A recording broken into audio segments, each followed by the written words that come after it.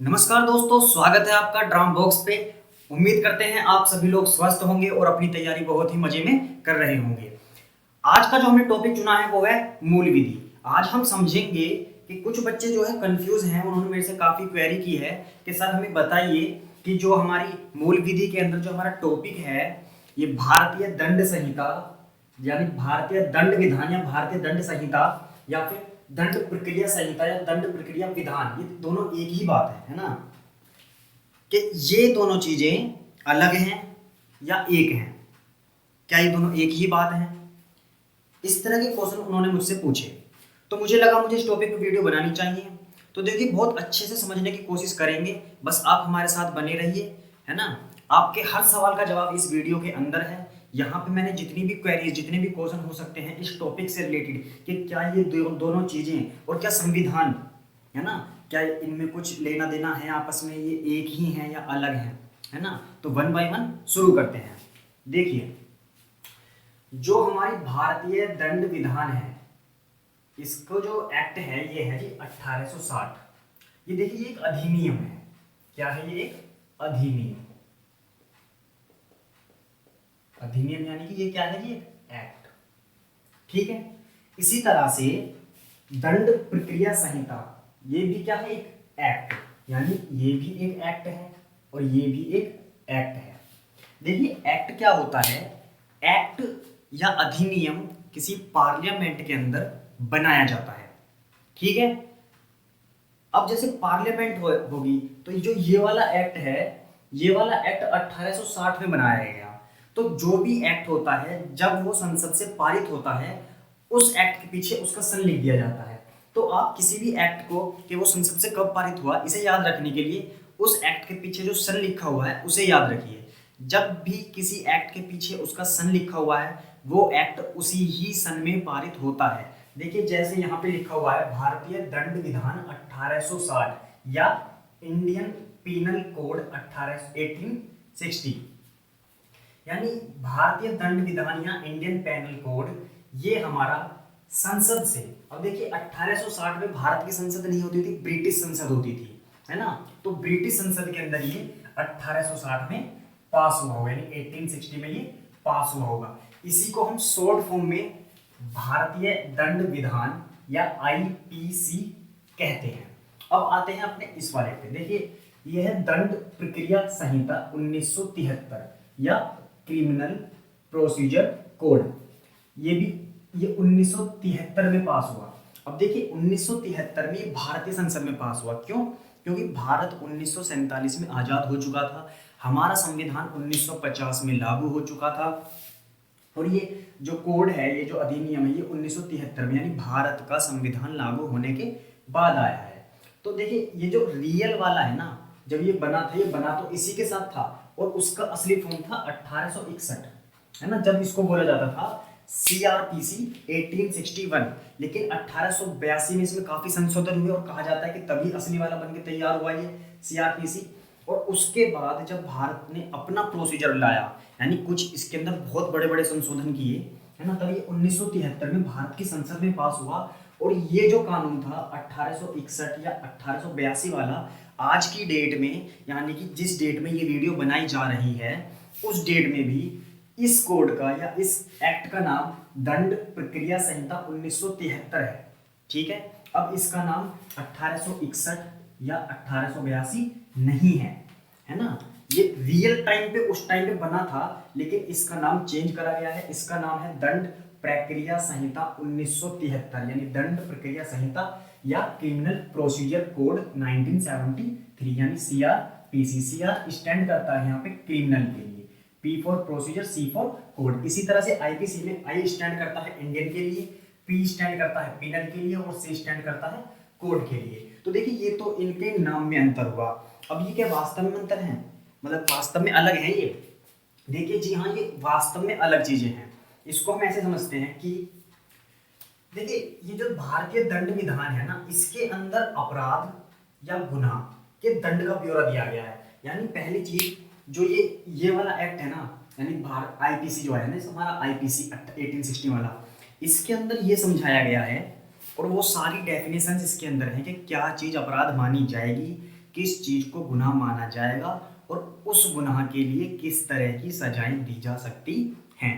वो सजा और क्या चीज गुनाह है, क्या गुनाह नहीं है, ये चीज इसमें लिखा हुआ है आईपीसी के अंदर कि कब किसी को फांसी दी जाएगी, किस गुनाह के लिए किसको कितनी जेल दी जाएगी, किस गुनाह के लिए किसको देश निकाला दिया जाएगा।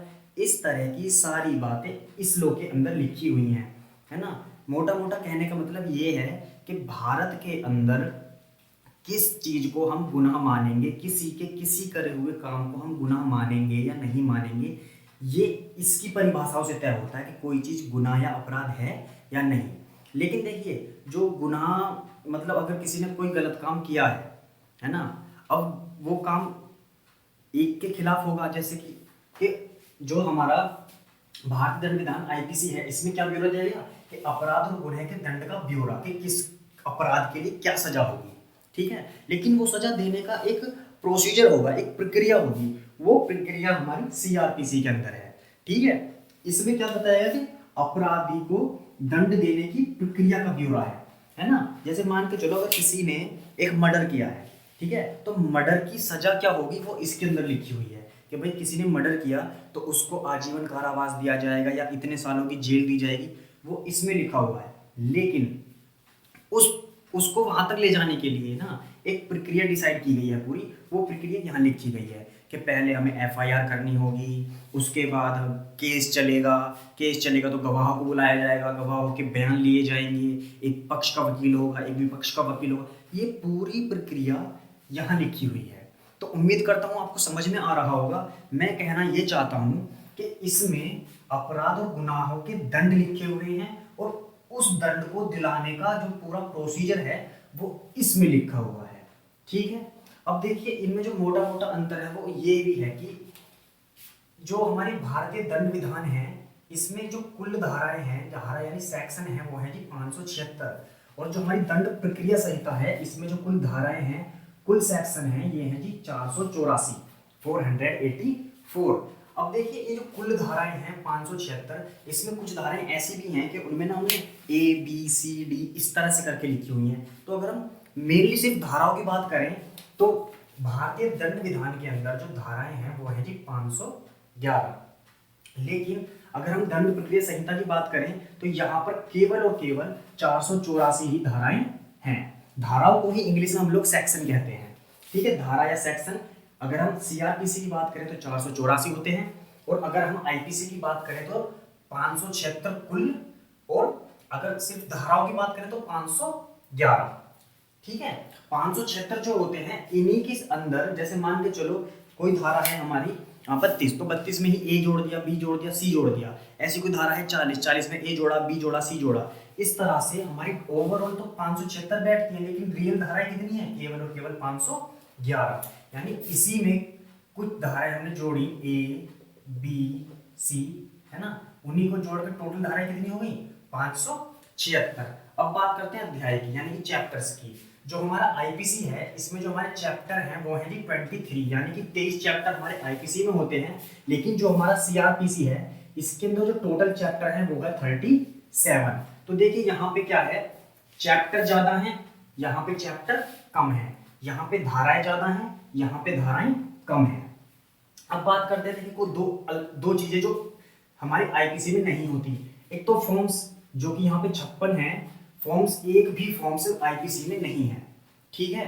अब ये फॉर्म्स क्या होते हैं, ये फॉर्म्स ऐसे होते हैं कि भाई किसी ने कोई अपराध किया है तो किस किस टाइम पे किस किस तरह के फॉर्म भरे जाएंगे, है ना। उन फॉर्म्स का पूरा ब्यौरा बकायदा वहाँ पे प्रोसीजर दिया हुआ है कि जैसे अगर किसी ने कोई अपराध किया है तो जो हमारी वो एफआईआर की जो एफआईआर का जो फॉर्मेट होगा वो कैसा होगा, या फिर जो हमें वकील मतलब किसी का बयान लेने हैं उसका फॉर्मेट कैसा होगा फॉर्म का, या फिर हमें जो कुछ सबूत वगैरह हैं वो कोर्ट में जमा करने हैं तो उसका फॉर्म कैसा होगा। यानी जितने भी फॉर्म्स हैं ओवरऑल क्रिमिनल से रिलेटेड, वो टोटल 56 फॉर्म्स का बिल्कुल फॉर्मेट सीआरपीसी के अंदर दिया गया है। अब बात करते हैं अनुसूचियों की। तो देखिए, इसमें टोटल 2 अनुसूचियां हैं, लेकिन यहाँ पर कोई अनुसूची नहीं है, ठीक है। इसका मतलब ये है आईपीसी के अंदर धाराएं तो हैं, चैप्टर्स तो हैं, लेकिन आईपीसी में ना तो फॉर्म्स हैं ना ही अनुसूचियां हैं, ठीक है। उम्मीद कर रहे हैं आपको समझ में आ रहा होगा। अब देखिए, जो हमारा भारतीय दंड विधान यानी आईपीसी है, ये 6 अक्टूबर 1860 को ब्रिटिश संसद में पास हुआ, है ना। और ये पास किन्होंने करा था? ये मैकाले ने किया था, सॉरी, है ना। जो मैकाले थे आईपीसी, उन्होंने बनाया था। जो हमारा आईपीसी है, इंडियन पेनल कोड, किन्होंने बनाया था? मैकाले ने। और उसी टाइम पे उनको ये भी बनाया था उन्होंने, है ना, 1861 में, ठीक है। लेकिन ये बहुत बड़े लेवल पे नहीं था, वो छोटे से लेवल पे था, जो लगभग इसी का पार्ट था, ठीक है। लेकिन इसी में बाद में संशोधन करे गए, इसमें से ये सीआरपीसी वाला निकाला गया और हमने 1882 में, है ना, संशोधन के बाद इसे पूरी तरह बनाया गया और तब ये सीआरपीसी कहलाया पूरी तरह से। यानी जो 1861 था, इसकी बहुत सारी चीजें इसी के अंदर होती थी, लेकिन 1882 में इसे निकाला गया, ठीक है ना, पूरी तरह अलग करके, और बहुत सारी चीजें इसमें अलग से और डाली गई, तब ये हमारा सीआरपीसी बनके तैयार हुआ। तो जब देश आजाद हुआ उसके बाद काफी इसमें तब्दीलियां कहीं, काफी संशोधन किए गए, और इतने संशोधन हो गए कि वो जो पुराने वाला था ना, बहुत ही अजीब सा ढर्रा हो गया। इसलिए करा क्या गया कि 1973 में, है ना, जब देश आजाद हो गया था, तो जो 41वां हमारा विधि आयोग था, कौन सा जी? 41वां विधि आयोग यानी लॉ कमीशन जो था, उसने उसकी जो रिकमेंडेशंस थी, है ना, उन्होंने पास करके पूरा भेजा। उसके बाद 1973 में भारत की संसद, जो हमारी पार्लियामेंट है दिल्ली के अंदर, उसमें ये पास हुआ और तब इसका नाम क्या पड़ा? सीआरपीसी 1973, भारतीय प्रक्रिया संहिता 1973, ठीक है। अब देखिए, जो ये लागू, जो हमारा आईपीसी है, आईपीसी हमारा 1 जनवरी 1862 को लागू हुआ, जबकि जो हमारा सीआरपीसी है ये 1 अप्रैल 1974 को लागू हुआ। ये 1 अप्रैल 1974 को लागू हुआ दोस्तों, और ये 1 जनवरी 1862 को लागू हुआ। ये दो डेट बहुत ही याद रखने वाली है, क्योंकि एग्जाम में ये डेटें पूछे जाने के चांसेस बहुत ज़्यादा हैं, और होता है कि ज़्यादातर पूछी ही जाती हैं। तो ये दो डेटें आपके लिए बहुत इंपॉर्टेंट हैं कि सीआरपीसी कब लागू हुआ? 1 अप्रैल 1974 को, और आईपीसी कब लागू हुआ? 1 जनवरी 1862 को, ठीक है। ये अपराध या गुनाह के दंड का ब्यौरा बताता है, किस अपराध के लिए क्या दंड है, और ये उस दंड को देने की प्रक्रिया के बारे में बताता है। अब देखिए, एक बड़ी सी बात ये भी है, इसने दंड का ब्यौरा बताया, ठीक, दंड देने की प्रक्रिया ये है। तो कोई आदमी अपराधी अगर है तो उसको दंड जो दिया जाता है ना, इसके अकॉर्डिंग दिया जाता है, ठीक है ना। अपराधी को दंड दिया जाता है किसके थ्रू? सीआरपीसी के थ्रू। और क्या दंड दिया जाता है? जो दंड आईपीसी में लिखा हुआ है। अब देखिए, सदैव यहाँ पे दो प्रक्रिया लागू होती हैं। कैसे? एक तो पीड़ित के लिए जिसका नुकसान हुआ है, और एक आरोपी के लिए जिसपे आरोप लगाया जाता है। अभी ये दो चीजें बहुत ही इंपॉर्टेंट हैं, क्योंकि होता क्या है, कुछ लोग अपराधी वर्ड यूज करते हैं। देखिए, अपराधी आदमी जब होता है जब अपराध साबित हो जाए, उससे पहले आदमी केवल आरोपी होता है, क्योंकि कोई आदमी अपने को पीड़ित बताता है और कहता है कि फला आदमी ने मुझे पीड़ित किया है। तो जिस आदमी ने उसको पीड़ित किया है उसको शुरू में आरोपी कहा जाता है, क्योंकि उस पर केवल आरोप लगा है, वो अपराधी नहीं है। जब उसका आरोप साबित हो जाए कि हाँ, इस आदमी ने ही वो काम किया है जिसके लिए कोई दंड दिया जा सकता है, तब वो आदमी क्या कहलाता है जी? वो आरोपी अपराधी बन जाता है। और उस अपराधी को दंड देने की जो पूरी प्रक्रिया होती है वो सीआरपीसी में चलती है। उसमें उस अपराध के लिए जो भी दंड हमारा आईपीसी में लिखा हुआ है, वो दंड उसे दिया जाता है। इस तरह से पीड़ित को और आरोपी की दोनों की ही जरहें सुनने के बाद, इनके अपने अपने वकील होते हैं, उसके बाद कोर्ट फैसला करता है ना, और इंसाफ करता है। अब देखिए, कुछ बच्चों की क्वेरी ये भी थी कि सर ये भी बताइए, इन दोनों से क्या संविधान अलग है? तो इसका जवाब है हाँ, संविधान इन दोनों से बिल्कुल अलग है। जैसे इन दोनों में थोड़ा सा इंटरलिंक था, है ना, इन दोनों में थोड़ा सा इंटरलिंक ये था कि इसमें गुनाहों का दंड दिया गया है, अपराधों का दंड दिया गया है, लेकिन उसकी प्रक्रिया उसमें बताई गई है कि ये दंड देने का तरीका क्या होगा। लेकिन जो संविधान है वो इन दोनों से बिल्कुल ही अलग है। संविधान का ना इससे कुछ लेना देना है, ना इससे कुछ लेना देना है, वो बिल्कुल अपना अलग है ना। संविधान में क्या होता है? संविधान में किसी देश की शासन करने का तरीका बताया जाता है, शासन व्यवस्था, है ना। जो हमारा कॉन्स्टिट्यूशन होता है, संविधान जो होता है, इसमें किसी देश में शासन व्यवस्था किस तरह से चलेगी, किस तरह से वहाँ का जो राष्ट्र का अध्यक्ष होगा, वो राष्ट्रपति जो होगा कैसे चुना जाएगा, राजा होगा वो कैसे चुना जाएगा, प्रधानमंत्री कैसे चुने जाएंगे, राज्यों के मुख्यमंत्री कैसे चुने जाएंगे, इस तरह की बातें एक किताब के अंदर लिखी जाती हैं, जिल्द कर दी जाती हैं, उसे ही संविधान कहा जाता है। हमारा संविधान 26 जनवरी 1950 को लागू हुआ था, ठीक है, जो कि इस पे जो लास्ट साइन हुए थे वो 26 नवंबर 1949 को हुए थे, ठीक है ना। तो ये बिल्कुल ही अलग है। जो हमारा संविधान है ये कब लागू हुआ, ये हुआ जी 26 जनवरी 1950 को, ठीक है। जबकि जो हमारा आईपीसी है ये 1862 को लागू हुआ है और जो सीआरपीसी है ये 1974 को लागू हुआ है, ठीक है। अब देखिए संविधान में क्या क्या है। संविधान में एक है जी प्रस्तावना, प्रीएम्बल, जो कि हमारे सिलेबस में भी दी गई है।